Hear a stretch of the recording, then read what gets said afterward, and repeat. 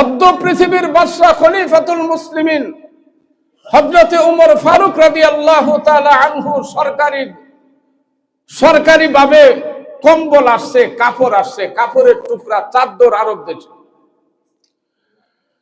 তো আসার পরে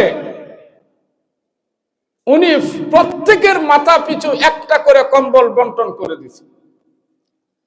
চাদর একটা একটা করে চাদরের টুকরা সকলকে দিয়ে দিছে। উনির ছেলে ছিল যুবক, বিবাহিতা সন্তান, ছেলেরও একটা দিছে। উনি নিজে প্রেসিডেন্ট অব দ্য পৃথিবীর বাদশা, তার ভাগেও একটা রাখছে। কি বুঝলেন? এইরকম প্রেসিডেন্টের নামে মামলা হইব।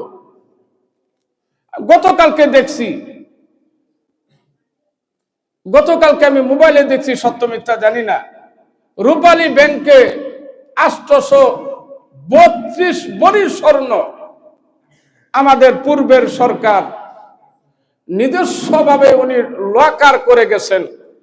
হয়তো দৌড়ে যাওয়ার সময় খেয়াল ছিল না, বা নিয়ে যাবারও সুযোগ নাই। এতদিন পরে তদন্ত করতে করতে 832 ভরি স্বর্ণ, যা এই জমিনের গরিব থেকে শুরু করে দলিতের হক, এটা একমাত্র রাষ্ট্রের প্রধানের হক হলো, আমাকে যদি রাষ্ট্র 1 লক্ষ টাকা স্যালারি দেয় এটাই আমার জন্য হালাল, এরপরে যদি আমি 5,000 টাকা আত্মসাৎ করি এটাই আমার জন্য হারাম। সাহাবায়ে কেরাম এইটা মনে করতেন, আর এইভাবেই রাষ্ট্র চালাইছেন। উনি বাইতুল্লাহ শরীফে শুক্রবারে এমন আলোচনা করতেছেন, বয়ান করতেছেন, নামাজ পড়াবেন। মাঝখান থেকে একজন যুবক দাঁড়ায় কয়, উমর, নামাজ তো পড়াইবেন ঠিক আছে, কিন্তু আমার একটু সন্দেহ লাগছে, আপনি আমার সন্দেহের সমাধান দেন। হযরত উমর চুপ করে বললেন, বলো বাবা। অল্প কয়েকদিন আগে আপনি কম্বল বন্টন করেছেন, চাদর বন্টন করেছেন, সকলের মাথা পিছে একটা, কিন্তু আপনি প্রেসিডেন্ট, আপনার পরনে নতুন 2টা চাদর, আপনি আরেকটা পাইলেন কোথায়? কি বুঝলেন কথাটা? আছে এরকম? আমরা পারবো এই বর্তমান সময় চেয়ারম্যানের বাড়িতে জিজ্ঞাসা করতে?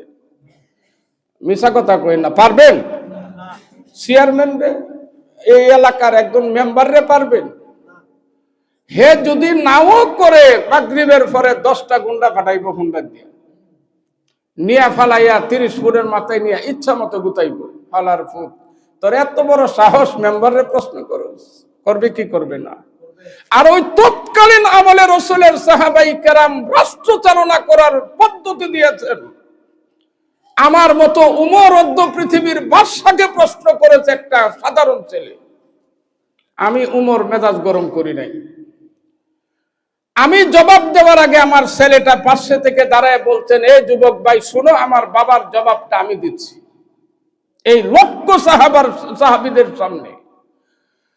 আমার বাবা একটা চাদরের মালিক, আর একটা চাদরের আমি মালিক। আমার বাবা একজন প্রেসিডেন্ট, বাইতুল্লাহ নামাজ পড়ান, খুতবা দেন, আলোচনা করেন। আমি সেই সম্মানের খাতিরে আমার এই চাদরটা আমি আমার বাবারে দান করে দিয়েছি।